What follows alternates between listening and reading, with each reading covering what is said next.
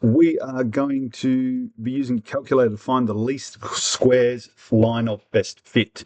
Now, we will have gone through this in class, so if you need to, you're going to have to refer to your notes to understand a couple of the things that are coming up, because it can get a little bit dense at times. The main things we're going to remember is that when we're doing this, what we're trying to do is we're trying to get an equation. We've already talked about a line of best fit being a nice one that sort of goes in between all the dots as best as it can. It's not going to be perfect. It's not going to hit all the dots. Otherwise, your correlation coefficient would be 1. And you can see here our correlation coefficient is not 1. So it looks like it's still a strong positive, but it's not 1. So it's not going to go through every dot. So what we need to do is find a line. Now, one of the things we also talked about is that if I've got, oh, they're terrible dots. If I had a set of data that sort of looked like that, if there was 5 people asked to draw a line of best fit, we're probably going to get 5 slightly different lines, okay? None of us are going to get exactly the same line because we all go, oh, this one's a bit better. So that's fine if you're just doing it manually. But we have got a way. What we want to do is have a way to do it so we should all get pretty much exactly the same line. There is a line of best fit that you can calculate, and that's what we're going to do. So drawing the lines of best fit as we have in the past, you do get a bit of discrepancy because you're doing it manually. But if you want the exact line of best fit, mathematically, then we do it like this. So what we're going to do is we're going to find certain values that will help us find a line in terms of y equals mx plus c, where we've got the gradient and we have the y-intercept, and therefore we can draw the line. All right. So to do that, we're going to use the values from the data. So they've given us some values. They've given us this x, scroll, went the wrong way. There we go. They've given us this x with a bar on top, which is the mean of x, and a y with a bar on top, which is the mean of y. So when we're trying to calculate the gradient and the line of best fit, we're going to use these values. So if you have a look, we've got an x there and a y there. When we're doing this, we're actually going to use the mean of x and the mean of y. So now, I'll actually, do I need to? No, don't forget that this can also be a B sometimes. I like the C because that's what's in the syllabus, but sometimes you'll see it as a B. All right, so we've got those.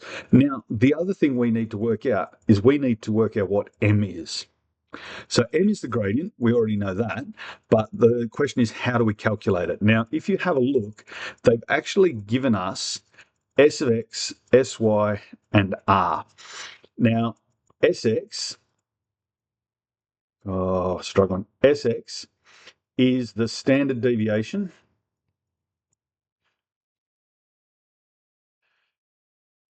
of X. So of all the X values, that's the standard deviation. Remember, standard deviation is distance from the mean, or average difference from the mean. So S of Y is the standard deviation of Y.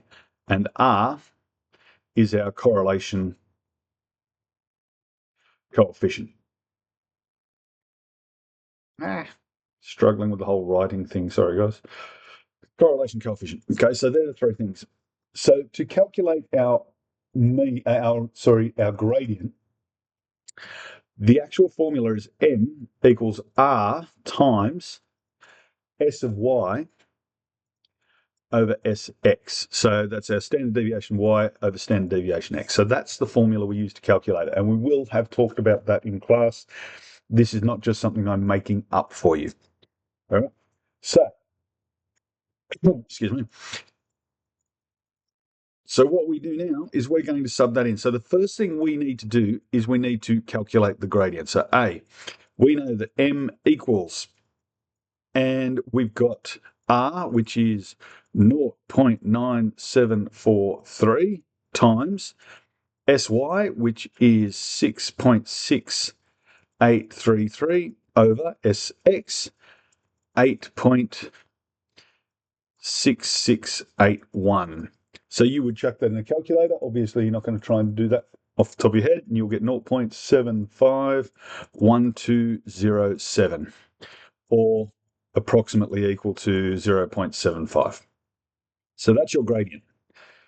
The next thing you need to do is you need to work out the y-intercept, or in this case, c, because c is our y-intercept.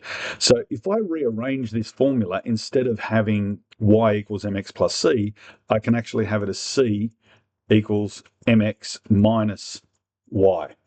Sorry, other way around. Y minus mx. Oops. Okay. So we have these numbers to sub in. We already have the y, the mean of y there, and we already have the mean of x there, and we've calculated m. So we've got c equals 67 minus 0.751207 times, and the mean of x is 176.5556. Okay, I'll just put that in brackets so I can see that I'm doing that. You would chuck that into a calculator, and you're going to get approximately, these are all approximate, minus 65.63. So that is your y-intercept approximately. The last thing you have to do is write down the equation of the least squares line of best fit, and we'll put it over there and see. So we're now writing it in this form again. But we're not using the y or the x with the bar on top. We're just using the y equals mx plus c, which means we end up with y equals 0.75, and I'm now using the approximately equal to, times x, so y equals mx, so there's our m and there's our x, plus c, which we will use as minus 65.63. And that is our equation for the least squares line of best fit. All right. Now, when we've done that, we've got to think, all right, well, what is y, what is h? So we've got heights is our x and masses is our y. So the last thing we're going to do here is we're going to write it with the words. So the mass equals 0.75 times the height, I'll do it with a capital H, height minus 65.63. So now we've just showed we know what we're actually multiplying and what we're finding. So if I do 0.75 times the height minus 65.63, that should give me the mass according to our least squares line of best fit. All right, like I said, bit dense, but hopefully you'll be able to watch that a couple of times if needed and ask me questions if you need.